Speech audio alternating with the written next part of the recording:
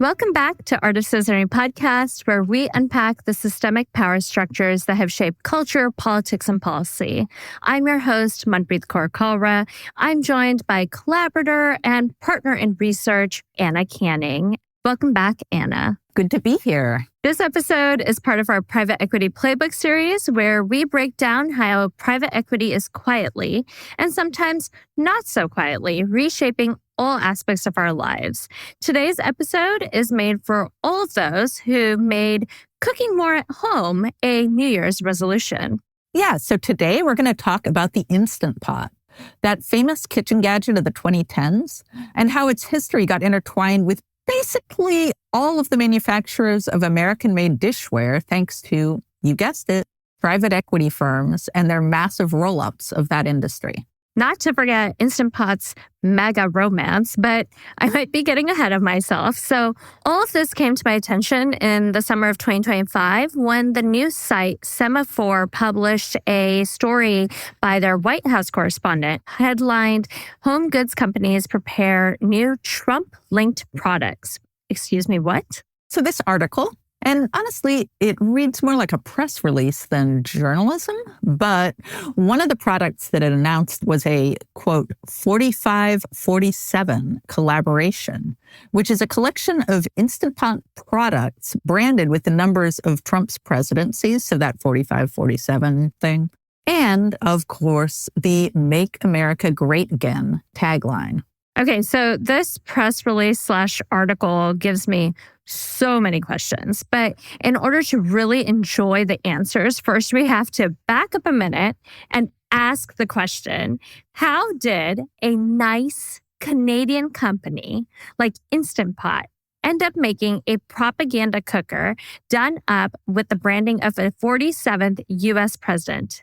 Great question. And to answer that, we're going to go back in time, cover a little of the history of the Instant Pot, and then how the company got bought up by private equity, of course, and then how that private equity firm sold it on to another private equity firm, which has been on a real buying spree of kitchen and dining room basics. And spoiler alert, as part of all of that, we're going to get into one of the other key tactics of the private equity playbook, the roll-up, which is basically buying up every company you can in an industry. And that, my friend, is going to get us into some very glorious antitrust hot water. But before we get there, let's go back to the beginning. So the Instant Pot was developed by Robert Wang, who was a laid-off software engineer.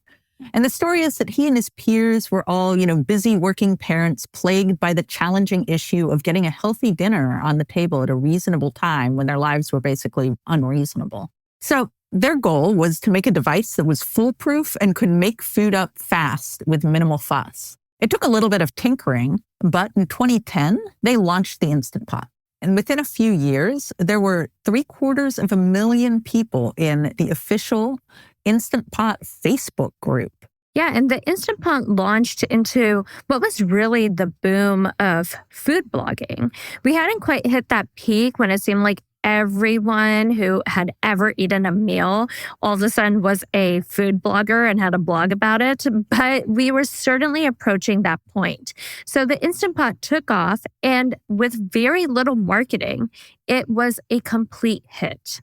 The Instant Pot is really this internet phenomena. Not only was its marketing all word of mouth, but Robert Wang continued tinkering with the product based on online discussions that he was tracking. When a customer was asking for there to be a way to sterilize baby bottles in the device, the next generation of Instant Pot was tweaked to include a sterilization function, and so on and so forth. So today there's something like 13 functions. If you include the air fryer lid, the sous vide functions, yogurt making, etc. I think it's gone now, but at one point there was actually a cake button, which really weirded me out. Yeah, I mean, who can say no to an instant cake? I mean, come on, right? But anyhow, so the Instant Pot business was really taking off. According to an interview with Robert Wang that he did with NBC in 2017, the company was profitable just 2 years after founding and had doubled its revenue every year since then. And then in 2019, it was announced that this hot, fast-growing brand is merging with Corelle Brands, which is the company that makes Pyrex, Corningware, Snapware, and of course, Corelle brand dishware. So the press release, says that this transaction creates a, quote, world-class, fast-growing housewares company with products for every step of the culinary process. Again, that's a quote.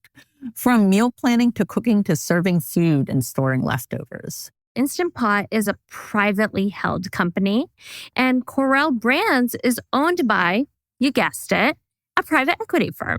And I apologize in advance to our listeners. We are now going to be talking about two companies whose names sound very similar.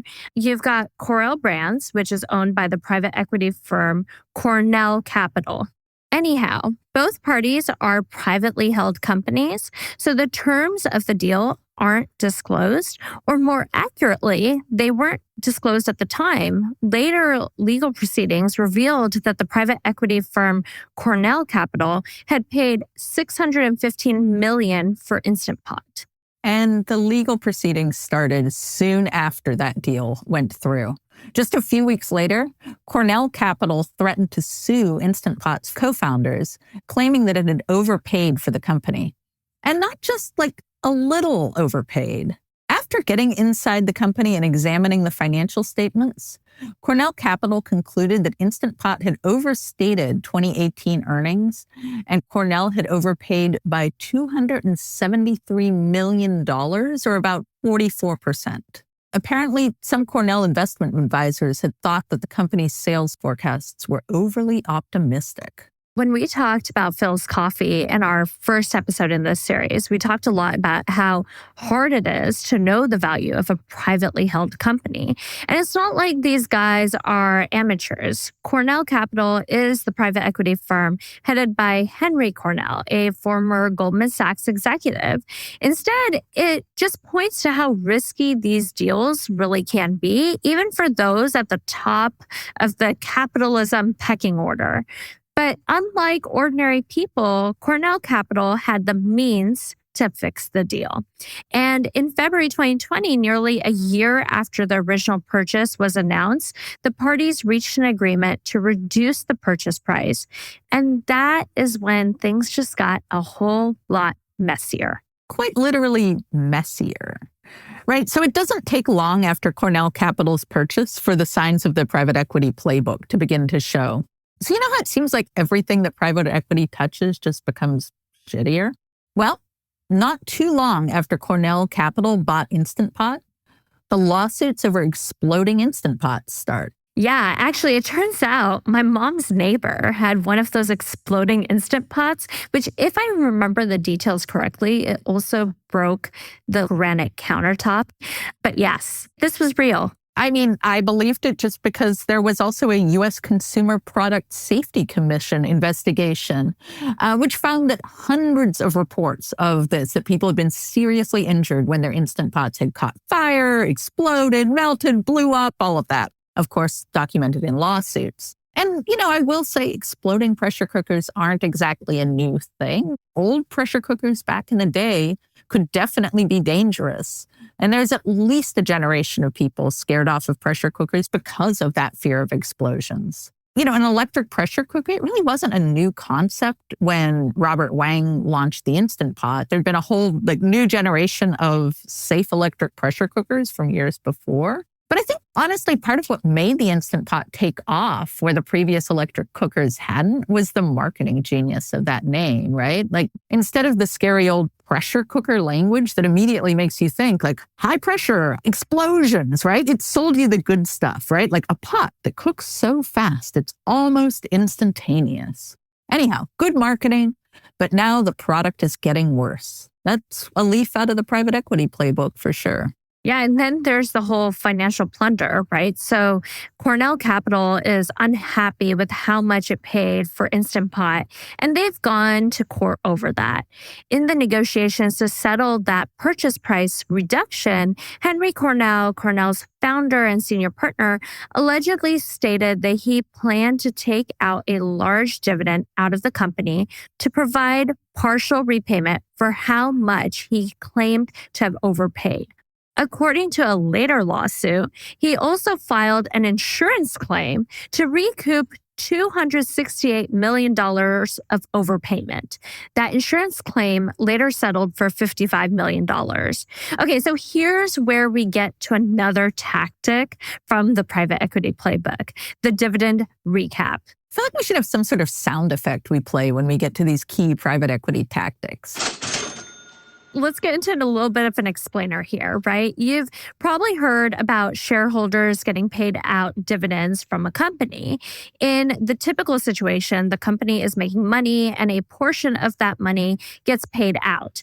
There's a lot to be said about how corporations prioritize paying out shareholder dividends over, say, making a little less and paying workers better, or having adequate staffing, investing back in the company, etc. But in the typical scenario, a corporation is profitable and turns around and pays out some of that profit to shareholders. A dividend recapitalization, or dividend recap, as it's often called, turns that on its head. Rather than paying a dividend out for profit, the company borrows money and uses those loan proceeds to pay out a dividend to the private equity firm that owns it. It lets them extract cash from the company early before they've even sold it, which can make their investment returns look better on paper. They get paid without giving anything up. And the catch is that all that debt stays with the company, not the private equity firm. And it comes with mandatory payments. The company now has to service that loan out of its cash flows, which can squeeze its ability to invest in operations, maintaining staffing, or weather any kind of downturn. And in this case, Cornell Capital pushed Instant Pot to borrow $450 million for a dividend recap, loading the company's books with a massive debt obligation. I feel like we've all been around long enough to see where this is going, all right? So most of what we know about what happens next comes from what already feels like the inevitable bankruptcy filing, and then the messy lawsuits that spill out of it. In these legal filings that follow, creditors allege that Cornell Capital did them wrong in a few ways. Cornell Capital allegedly failed to tell its lenders that they believed that Instant Pot had misstated its financials, or that it had overpaid for the company, or that it had that insurance claim concerning that overpayment, or that there was that massive consumer safety investigation going on. But Instant Pot, got the loan, paid out a massive dividend to Cornell Capital, which was its main shareholder, Cornell's co-investors, and to company management. Within just 2 years of purchasing the company, Cornell Capital has gutted it of all its value and literally paid that money straight into the private equity boss's pockets. This whole dividend recap scheme is actually really reminiscent of the leveraged buyout scheme that we talked about in the Joanne Fabric episode. So once again, you see a private equity firm loading a company up with debt. And in the leveraged buyout scenario, it's to amplify the private equity firm's returns. They put in less of their own money, borrow the rest, and if the investment pays off, their gains are proportionally much larger. The debt stays with the company either way. And in this case, well, it certainly looks to me like Cornell Capital sees that things are going badly with Instant Pot and just wants to get as much cash back as soon as they can. And private equity firms will tell you dividend recaps are just a standard financial tool, but the timing and scale of this one makes you wonder. Private equity bosses truly just cannot stop gambling with other people's money. So before we hit bankruptcy, Cornell Capital actually has just one more financial trick up its sleeve. And one of the articles I was reading about all this described this transaction as kind of like trying to follow a description of a 3-card Monte in Italian, which felt extremely accurate to me. So quick, aside on a scam, if you're not up to speed on scams, 3-card Monte is a card trick where the scammer lures someone into betting on which of the 3 cards on the table is the money card. It's fast-paced, cards are moving, and here's the main point of it all, really. No matter how they land, the dealer always wins.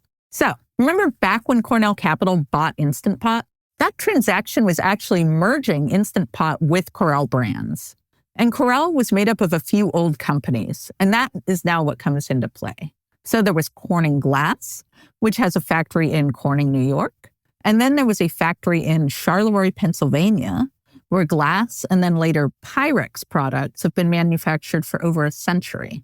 So you have these 2 historic factories, which are assets of the Instant Pot Corel Brands company that the private equity firm brought together.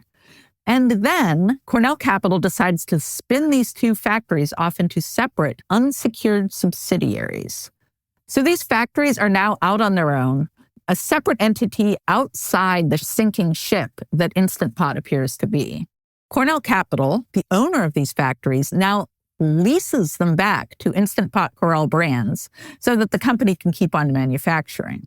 It's all like a very clever little accounting move so that the factories are no longer an asset on Instant Pot Corel's balance sheet, but something that the company then pays rent to Cornell Capital to keep on using.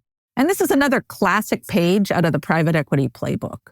So take a solid asset like a building and turn it into debt that the company owes back to you, the private equity firm.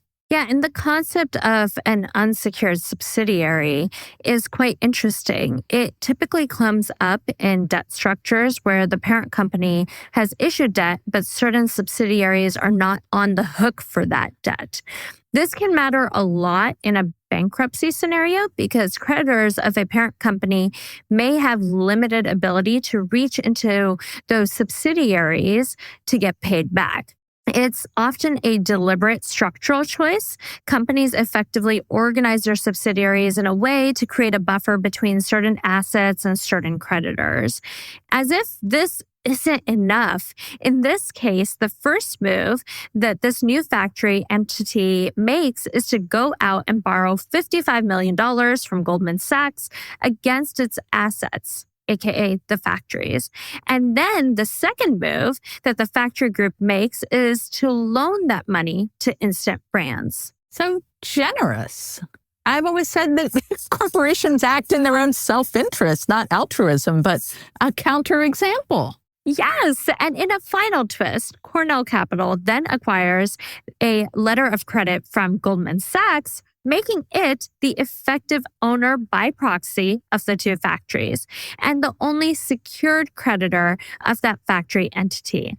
So if that factory entity goes bankrupt, Cornell Capital still stands to get paid, or at least hold on to the factory's buildings, which are an incredibly valuable asset, both as real estate and if you're a company that intends to keep on manufacturing, still incredibly valuable.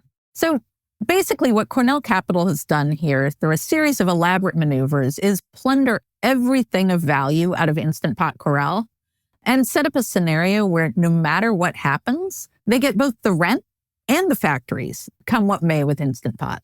I will also add that it is a very tempting rabbit hole when Goldman Sachs enters here, given the long, deep ties between Henry Cornell, founder of Cornell Capital, and the company. But I guess the takeaway is really just that it pays to have good friends in one of the top investment banks in the world. Ah, yes. That must be so nice. Don't we wish that we had that? So just a year after that final accounting trick, Instant Pot files for Chapter 11 bankruptcy in June 2023.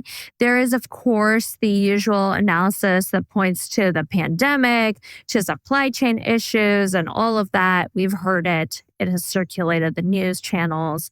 Instant Pot is actually another one of those companies that did really well, especially in early pandemic when people were staying in, cooking at home, similar to Joanne Fabrics, which we talked about in episode 41, right? So people were home, they were cooking more, but those sales couldn't outpace the massive debt that Instant Pot had been saddled with. At the time of the bankruptcy filing, about $391 million of the original $450 million debt remained outstanding. And the cost of that debt was going up fast. So in 2020, the federal funds rate, that interest rate at which banks lend to each other, was nearly zero. So that debt on their books was essentially free. But by 2023, that rate had gone up to nearly 5.5%. So it was getting a lot more expensive to carry that much debt on the company's books. So I guess bankruptcy looked like a good option to shuffle off some of that debt. And there are some final card tricks in rearranging that debt and once again using those poor beleaguered factories as collateral. But finally, in September 2023, Instant Pot Corel Brands is bought out of bankruptcy by a new private equity firm, Centerlane. And this is where the wild ride really begins. So who is Centerlane anyway? Centerlane is yet another private equity firm founded in 2007 by two guys, Quinn Morgan and Ken Lau. I did a little digging on them and unfortunately did not find anything that rivals the divorce court budget breakdown or the deep ties to the Bush family dynasty that we've discussed in some of the previous private equity bosses. It appears instead that Quinn Morgan gave $1,000 to Howard Dean back when he was the progressive candidate for the Democratic presidential nominee in 2004. But that was really it as far as political donations go. I know we keep pointing out that the private equity bosses are all dudes, but here I will note that the president of Centerlane, Upakala Mapatuna, is actually a woman and the wife of Quinn Morgan. Together, they seem to spend their money on multiple homes between New York and Florida, collecting art or at least attending the galas for it, and donations to wildlife conservation sort of efforts. You know, all that neutral, rich people stuff, I guess. Centerlane has a portfolio made up of many middle-of-the-road household brands. They own Hollander, a company that describes itself as North America's leading bed pillow provider, and some ed tech companies, Johnny Rockets, a restaurant chain, the website salary.com, and they seem to have a real interest in dishware. Truly. So looking through the companies that Centerlane owns, it's sort of like their acquisition strategy was to walk through that inevitable room at an estate sale that is just filled with dishes and crystal and flatware, right? All that stuff that used to be such a part of a middle-class home. And this is actually another one of those strategies out of the private equity playbook. Not the bit about walking through an estate sale, obviously, but a roll-up is a common tactic, which is where a private equity firm starts buying or rolling up a bunch of companies in an industry. So prior to buying up Instant Pot, Centerlane bought up Lennox Crystal and Oneida Flatware and Anchor Hawking. And then with Instant Pot, it now owns Corel Brands, which was already the product of the roll-ups of Cornell Capital. So they also then have Pyrex, Corningware, Snapware, and of course, Corel Dishware. Sounds like the groundwork for a monopoly to me. But, to your point, the goal of a roll-up is generally to gain all of those economies of scale that a larger company has. And there's efficiencies to be had, which I think we're getting used to understanding to be a euphemism for layoffs. Mergers, of course, are as old as capitalism itself, but the private equity twist is a specific one. The point isn't really to build a better, stronger company. It's to build a company that looks more valuable on paper. Consolidated companies are often worth more to resell or take public than the sum of their parts. Private equity firms call this multiple expansion. You buy small, combine, and sell big. The underlying businesses may not be fundamentally stronger, but they're just bigger. Yeah, that bit about mergers you just said is so key. right? So government regulators have been onto the way that mergers across an industry can snowball into an unfair monopoly where one corporation controls the market and can unfairly manipulate it. There is a whole body of antitrust legislation in the U.S. that actually dates back to the Gilded Age and trying to stop the robber barons of old from plundering the entirety of society and concentrating all the wealth in their own pockets.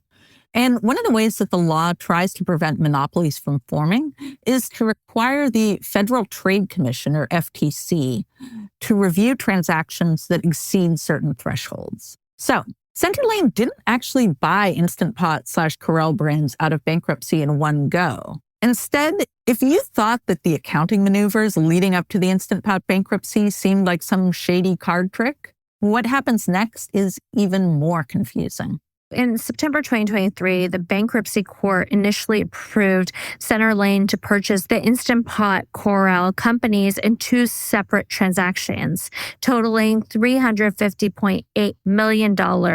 Now, each of those transactions still exceeds the filing threshold for FTC pre-merger review, but it seems that the review just never happened. Instead, Instant Pot proposed a new plan to emerge from bankruptcy under the ownership of its prior lenders, with Centerlane holding 33.6% of the company, now called Corel Brands, in February 2024. Then, less than a week later, Centerlane purchased the remaining 66.4% of Corel from those lenders for just $38.5 million. Then, just days later, Centerlane transferred ownership of Corel to a subsidiary of Anchor Hawking, which it also owned, for a common stock worth approximately $79.8 million. So in just 6 months, we go from Centerlane being ready to purchase Instant Pot Corel for $350.8 million to then paying like 10% of that, and then immediately selling to its own subsidiary, Anchor Hawking, for double the price. I'm not sure exactly what just happened, but I'm pretty sure more money just ended up in the private equity boss's pockets, and everyone else got fleeced in the meantime. And of course, all this is happening in the black box that is private equity transactions. And once again, we only know all of this because of what happens next. So just a few months after all of this goes down, Anchor Hawking announces that it's going to close its newly acquired Pyrex factory in Charleroi, Pennsylvania.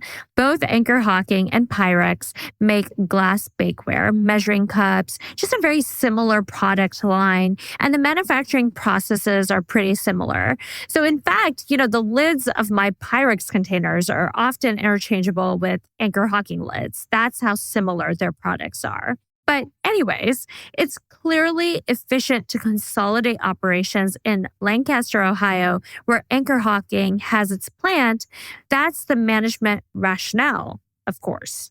When the announcement was made of the Charleroi factory being shut down, there was great outrage. Charleroi was a city of glassmakers since the first Belgian immigrants arrived there in the 19th century. That industry was one of the defining industries of the town, and the factory had been founded as the Macbeth Evans Glass Company in 1893.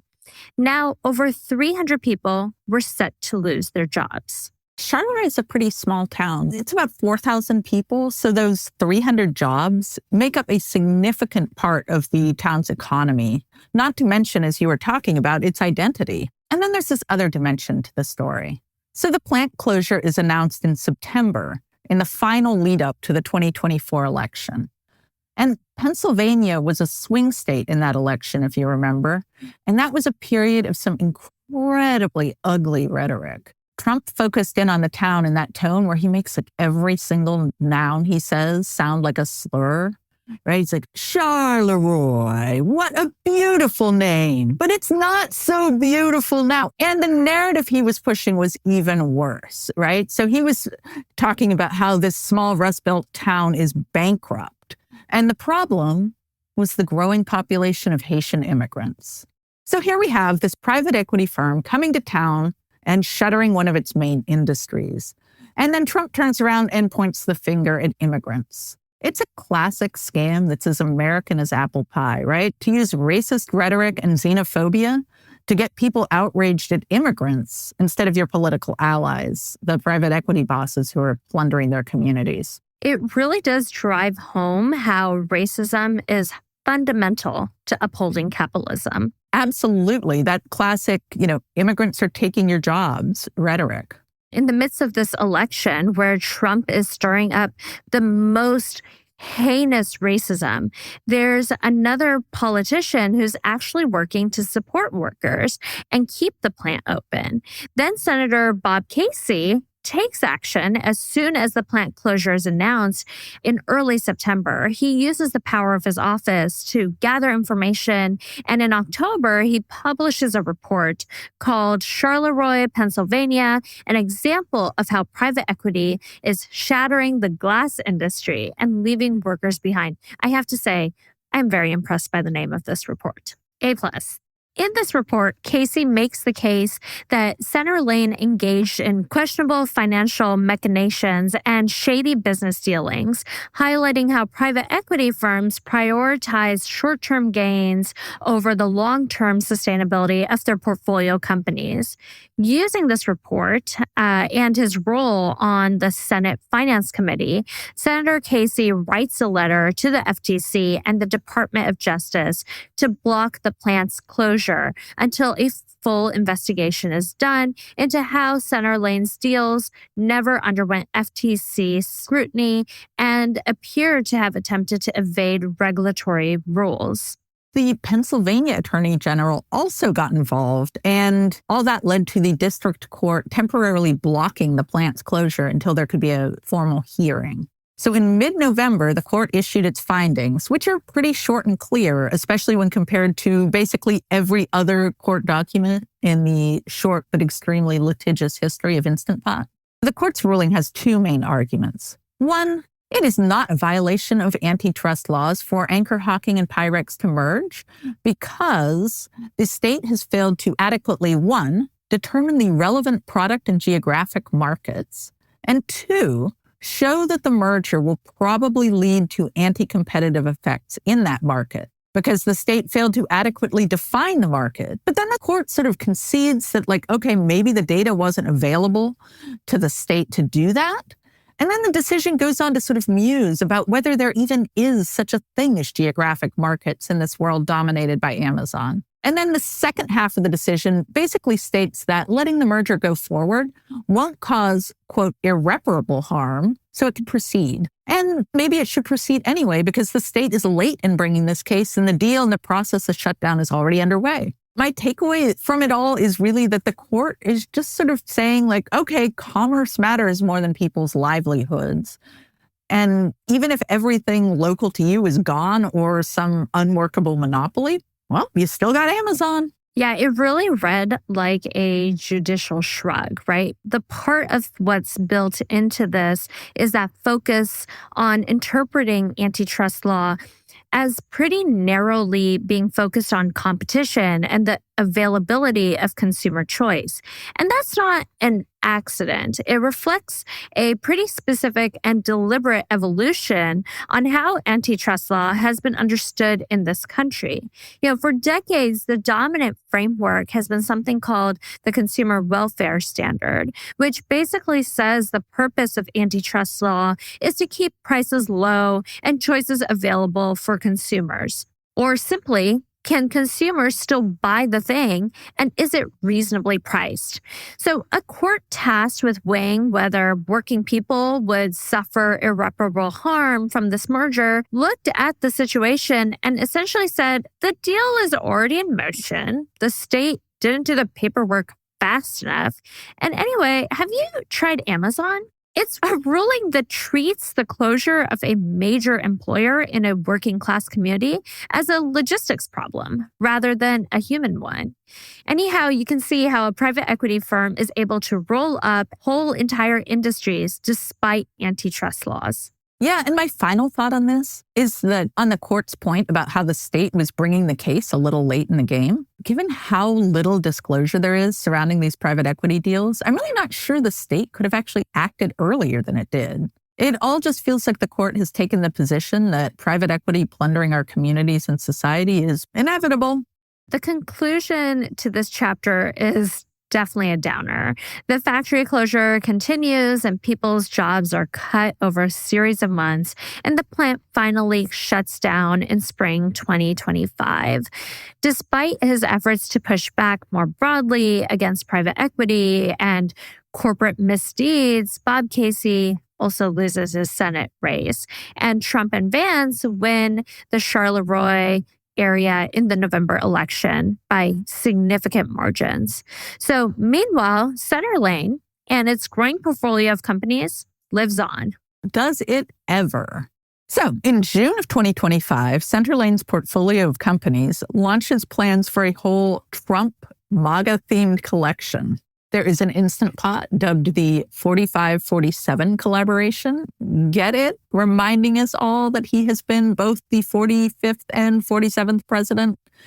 And of course, it's got the Make America Great Again tagline included too. A truly fitting tribute to a president who allegedly prefers to eat mostly fast food and Diet Cokes. So one of Hollander's brands, Live Comfortably, releases plans for not one but two collections of sheets. There is the Mar-a-Lago, which, and I'm just going to have to quote from the PowerPoint slide presenting it, is, quote, inspired by the palatial estate. This home textiles collection blends Mediterranean opulence with American grandeur. Drawing from its ornate architecture, sweeping ocean views, and lavish interiors, the collection evokes old-world luxury and a sense of elite leisure. Then there's the White House collection, which is described as, quote, channeling neoclassical elegance and stately charm, and features the presidential seal on the bedding. Either of these sound like they would pair perfectly with a gold-plated bathroom. So the guy repping this collection, Alex Olson, who is Deputy Director of Government Affairs at Nest Point Associates, tells Semaphore, this news outlet writing about it, that the company is, quote, looking to provide these collections directly to the White House, Trump hotels, and Mar-a-Lago properties at no expense to them as a special edition. Like, why is the director of government affairs at a lobbying firm, which is what Nest Point is, why is he peddling home goods? We should get back to that because I don't want us to shortchange the rest of this collection. Another Centerlane company, Lennox, who has a long legacy of making commemorative crystal glassware for special occasions, is also in the mix. There's a PowerPoint slide showing a snow globe of the White House featuring a sort of Ken doll version of Trump, his clenched fist upraised amidst the falling snow. There's also plans for a set of fine porcelain dinnerware decorated with the president's face and the White House logo, and matching gold-plated flatware, as well as MAGA glasses and ornaments. I mean, I will give it to them. They've really and absolutely nailed the MAGA aesthetic. Truly. I am disappointed I never found pictures of the MAGA Instant Pot. I tried, but I'm left wondering if it was also gold-plated or if it just has like a weird image of Trump's face staring at you as you cook. Anyhow, in this Semaphore article, Olson, that Nest Point lobbyist representing Centerlane's company, assures the audience that all proceeds from the sales of these products will be donated to the future Trump Library. And then he goes on to say something even more bizarre, and I'll just quote it again because I want you all to enjoy what I got to read. All of these companies, including those not listed, such as LL Flex and Anchor Hawking, are extremely supportive of President Trump and the MAGA agenda, standing with the president with their efforts to onshore and show public support. There is so much to unpack in that statement. Just the broad statement that all of these companies, even the ones who haven't contributed products to this home goods collection, all support the MAGA agenda is a lot. Yeah, and that comment about, quote, their efforts to onshore, which is clearly an allusion to the Trump rhetoric about American jobs, and it seems super ironic, hypocritical. I don't know, given that they just close down a factory, cutting all those good American jobs to literally increase their profits. Anyhow, I think it's time to get back to this Alex Olson character from Nest Point who's repping this line of MAGA home goods. So, as we were discussing earlier, unlike some of the previous private equity bosses we've profiled, Centerlane partners don't really have a history of lobbying or political donations. But that changes pretty abruptly in the spring of 2025. A very, very, very MAGA-aligned lobbying firm called Nest Point Associates names a whole list of Centerlane companies as clients in their lobbying disclosures. And, in these disclosures, they have to list what issues they're focusing on. They name trade and tariff issues, onshoring manufacturing, and federal regulation and oversight. Interesting. Yeah. And according to a New York Times article, several sources cited a specific concern on the minds of these lobbyists, potential antitrust action coming from the Federal Trade Commission on the merger of Anchor Hawking and Pyrex and the ensuing shutdown of the Charleroi factory. Because while the district court judge did not block the closure of the plant, the potential for FTC antitrust action still loomed. So hence why they engaged Nest Point to help them navigate tariff issues and a looming antitrust inquiry. The MAGA line, aka sucking up to the Trump administration, was actually part of that strategy. And so it appears that in addition to standard lobbying, someone in the room has the brilliant idea that the one way Centerlane could avoid a potential federal action for controlling too much of a given market sector through its various portfolio companies is to get a bunch of those portfolio companies to create a whole collection of matching Trump-themed home goods. And I don't think that that is particularly illegal, but it sure does serve to remind a person of just how much of the market this one company controls. I should add that when asked by the New York Times directly, Nest Point declined to answer whether it was merely coincidence that these products were announced at this particular moment. I will note that it is certainly not the first company to resort to flattery, putting Trump's name or likeness on things, or giving to his presidential library in a way to carry favor with the administration. It worked on him in the past, at least, but it appears that this collection of home goods did not work and backfired spectacularly. Now, obviously, Trump has put his name and likeness on everything from steaks, gold-bedazzled hotels, gold-plated cell phones. There's a Bible bizarrely co-branded with country singer Lee Greenwood. There's the Trump cryptocurrency. There is a line of colognes, which are all about, quote, winning, strength, and success. There are, of course, the Trump golf courses. The list goes on. But anyhow, there is a critical step that the creators of the MAGA Instant Pot skipped over, and that is they did not get approval first.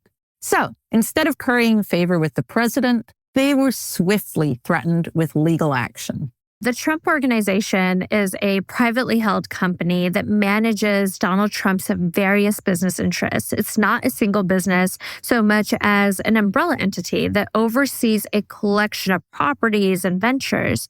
They oversee licensing deals where the Trump name is put on other people's projects in exchange for fees.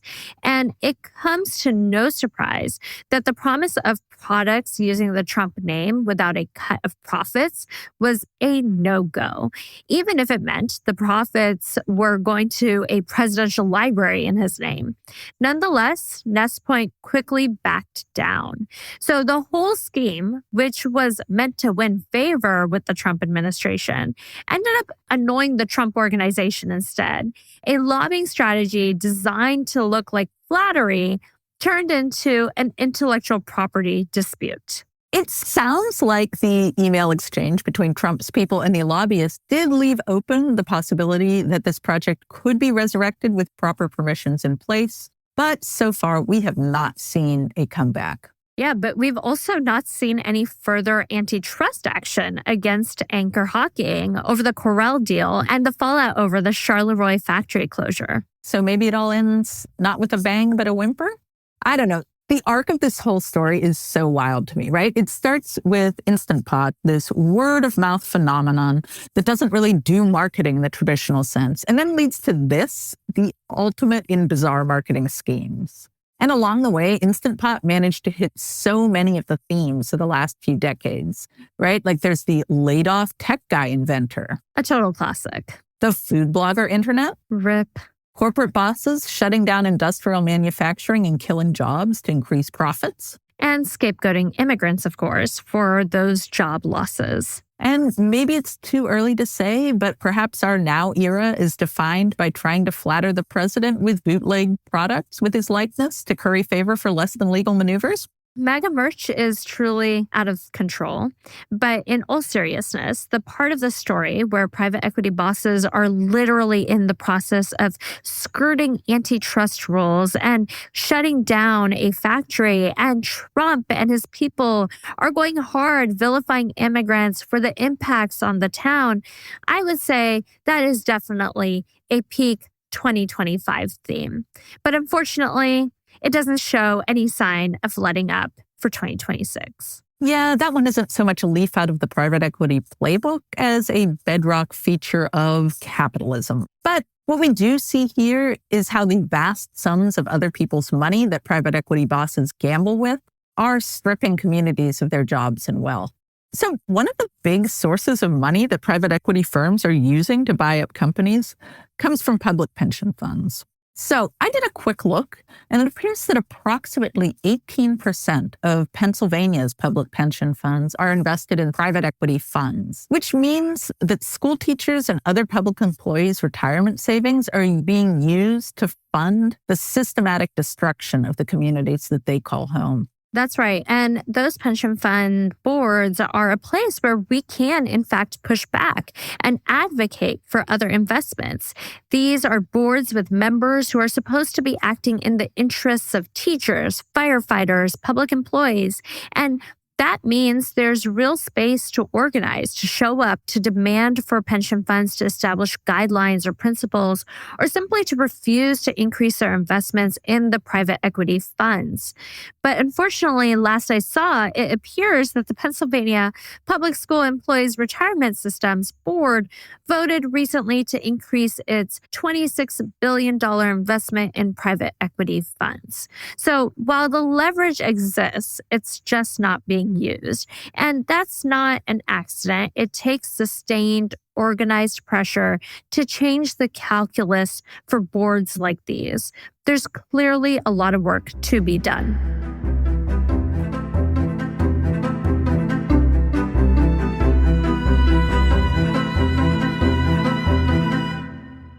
Thank you, as always, Anna, for joining me in conversation. And thank you for listening. If there's a company, industry, or deal you want us to explore next, share it. You can DM Art of Citizenry on Instagram or email podcast@artofcitizenry.com. As always, Art of Citizenry exists to slow things down, to make space for critical thinking and collective imagination. If you found this episode meaningful, please share it, subscribe, give it 5 stars, and leave a review. Do all the things. It helps more people find these conversations. Art of Citizenry is entirely listener-supported. I hope you'll consider contributing to it by visiting artofcitizenry.com/support. Thank you to our producer, Ali Honore, and editor, Stephen Blevins. Original theme music is by Katrina Zemrak.